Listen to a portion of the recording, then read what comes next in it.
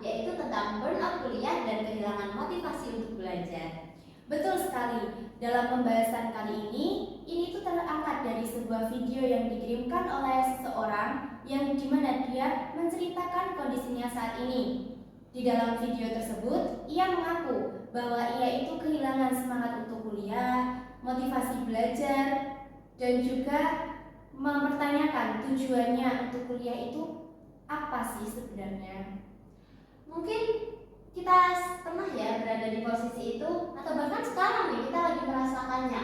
Oleh karena itu kita akan coba membahas bersama-sama dengan dua narasumber kita, yaitu Mbak Aisyah dan Mas Putra. Halo Mbak Aisyah, halo Mas Putra, bagaimana kabar kalian pada hari ini? Ya, alhamdulillah baik. Terima kasih karena sudah mengundang saya di sini. Alhamdulillah baik juga, senang bisa ikut berdiskusi pada kesempatan ini. Sebelum masuk lebih jauh, mari kita simak video berikut ini. Akhir-akhir ini, aku merasa sangat lelah menjalani kuliah. Tugas terus berdatangan, deadline semakin dekat, dan rasanya tidak ada waktu untuk benar-benar beristirahat. Yang paling membuatku bingung adalah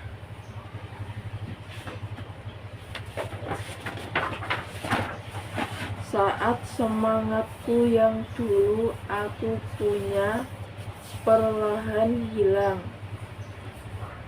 Aku masih datang ke kelas, masih mengerjakan tugas, tapi semuanya terasa seperti rutinitas yang harus dijalani, bukan suatu yang benar-benar dilakukan. Kadang aku bertanya pada diriku sendiri, apakah aku hanya sedang lelah atau memang sudah kehilangan motivasi. Aku juga belum tahu bagaimana cara mengatasinya. Semakin aku mencoba memaksakan diri untuk kembali semangat, semakin aku merasa kosong. Mungkin saat ini aku hanya sedang berada di fase yang sulit. Fase ketika aku masih berusaha memahami apa yang sebenarnya terjadi pada diriku. Dan jujur saja, sampai sekarang aku masih mencari jawabannya. Aku masih berjalan, meskipun belum tahu kapan rasa lelah ini akan benar-benar hilang.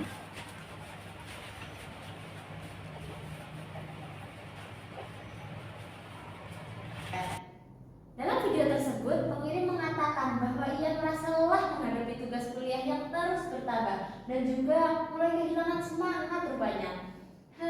Apakah hal seperti ini itu termasuk burnout kuliah, Mas Putra? Ya, dari cerita tersebut kemungkinan besar memang mengarah kepada burnout akademik.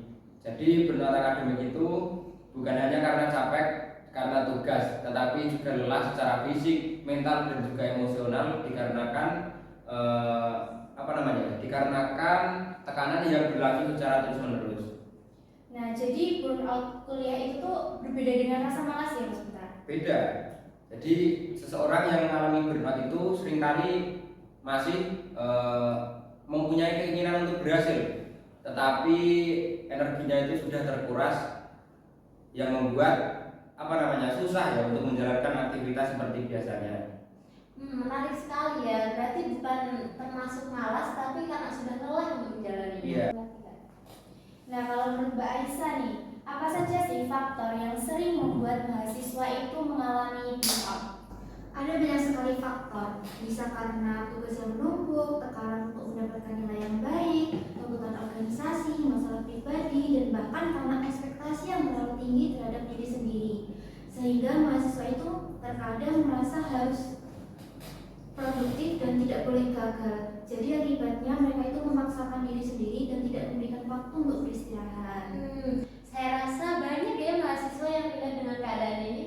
Benar sekali, apalagi di zaman sekarang ini kita dapat melihat pencapaian orang lain di medsos. Sehingga tanpa sadar itu kita membandingkan diri sendiri dan merasa tertinggal. Nah, menurut kalian nih, apakah kehilangan motivasi kuliah itu suatu hal yang wajar? Ya, menurut saya sendiri itu hal yang wajar ya. Jadi motivasi itu tidak selalu stabil. Ada kalanya kita merasa sangat bersemangat, tetapi juga ada kalanya kita itu merasa lelah dan juga hilang arah. Yang perlu dipahami adalah motivasi tidak harus selalu ada agar kita terus bergerak. Gimana itu maksudnya? Jadi kadang itu kita itu merasa sangat bergantung pada motivasi. Padahal yang membuat kita bertahan lama itu adalah tujuan dan juga komitmen. Motivasi itu seringkali naik turun, tetapi komitmen itu selalu ada untuk kita bergerak.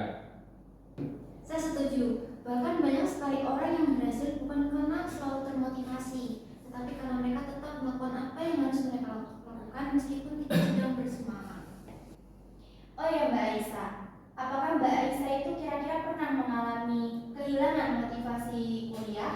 Ya, saya pernah pada fase di mana saya sangat jenuh. Setiap bangun pagi itu rasanya berat buat berangkat kuliah, dan tugas yang biasanya saya kerjakan dengan mudah itu terasa sangat melelahkan. Apa nih yang membuat Mbak Aisyah bisa keluar dari kondisi itu? Cara yang saya lakukan itu dengan mengurangi tekanan pada diri saya sendiri. Saya juga belajar bahwa semua hal itu tidak harus sempurna. Selain itu, saya juga berbicara kepada keluarga dan teman tentang apa yang sedang saya rasakan. Lalu perlahan nih saya mulai menemukan kembali alasan mengapa saya kuliah dan juga tujuan yang ingin saya capai. Ya, menurut saya itu juga sangat penting. Banyak orang itu mencoba menghadapi semuanya sendiri, tetapi yang terpenting itu kita itu bercerita kepada orang yang paling kita percaya itu bisa sangat membantu. Jika mengirim video mendengarkan podcast kita kali ini, apa nih pesan yang ingin kalian sampaikan?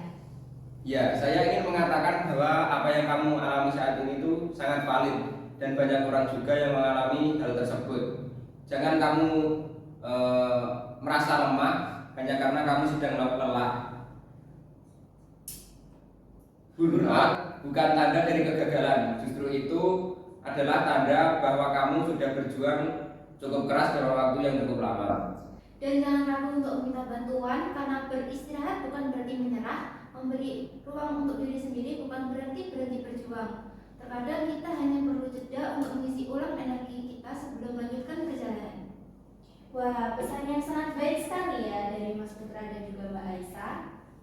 Dari diskusi kita kali ini, kita belajar bahwasanya burnout kuliah dan kehilangan motivasi belajar itu merupakan hal yang sangat wajar bagi mahasiswa. Yang terpenting adalah kita bisa mengenali tanda-tandanya dan juga kita bisa mencari cara yang sehat untuk keluar dari masalah tersebut. Terima kasih kepada Mbak Aisyah dan juga Mas Putra yang sudah berbagi pandangan dan juga pengalaman kalian dalam podcast kali ini. Terima kasih kembali.